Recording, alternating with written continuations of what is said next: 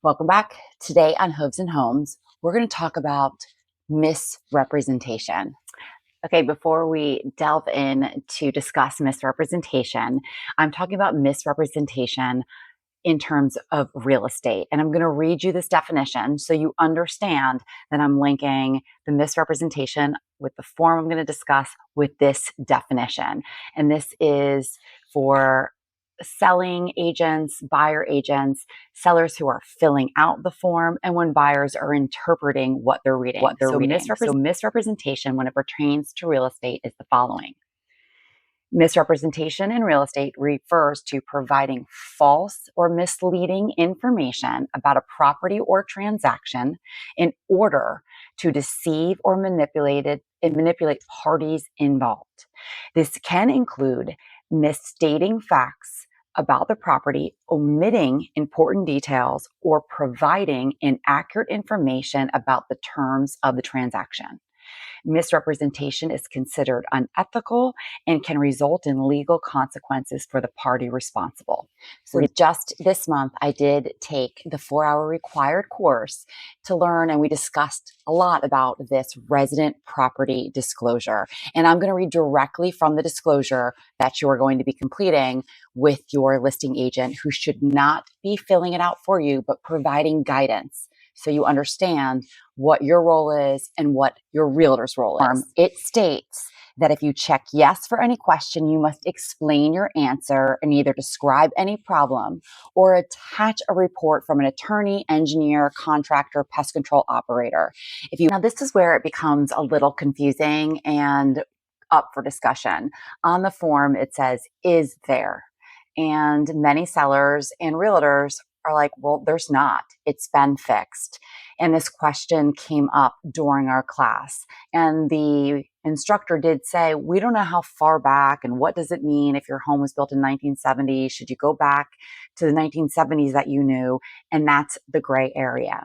But it was stated multiple times that if you have knowledge, and although it was fixed, we really need to check yes. If you do check yes, even though that gray area, like I was stating, make sure you're clear that yes, there was if you check no to any of the answers, you're actually stating that you have no actual knowledge of any problem. If you check no and you know there is a problem, you may be liable for making an intentional misstatement. Some people will check no and attach nothing because it was repaired, or sometimes it's because you don't have the receipt or the information any longer.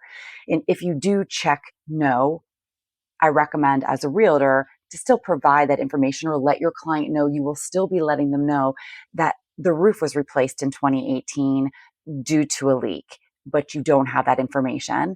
And always be upfront with your seller and let them know that however they fill out the form, if we're aware of something, it is our duty to speak the truth and represent the property and your client in the best light. If you do check no representation, you are choosing not to disclose the condition or characteristics of property, even if you have knowledge of them or should have known of them. So here's where some differencing in opinion, but a licensed instructor from the commission told us this. In summary, my advice, my guidance to sellers is to provide accurate information. And if you have questions, rely on your agent, rely on your realtor. And I err on the side of caution. I would rather provide as much information. Last couple listings I have 15 documents. I've had 3-page attachments to disclosures, not because the house is in bad shape. It's because a lot of adjustments and improvements have been made because the home did have some challenges. They did have a leak. There was water in a crawl space. They did change out all the light fixtures. There weren't GFCI outlets. My recommendation is this when filling out this form is you're working with a realtor that you trust and you can rely on to do the 3 main things for you. Get the best price, make it the quickest transaction, and make it as smooth as possible. So to do those things, being upfront, providing accurate information. And again, if you don't know and you feel more comfortable saying no representation, again, I like to explain why no representation. After all, there might be times that it's an estate sale and you really don't know. So, my advice when listing a property and when I'm working with clients is knowledge is power, to give the most information. And as long as we are doing our job and communicating and sharing with buyer agents and sharing with our sellers and really educating, hey, look, this home has had its problems, but our sellers are so dedicated to making this a smooth transition. We want to provide what they have done and why they have done the things they've done to the home. And if there are things that have happened that we haven't addressed, here's why. Maybe we get an estimate and provide, look, we know this is something that a buyer might want to do, so here's an estimate to do it. But the price, the condition that we're pricing our home on relies on this disclosure.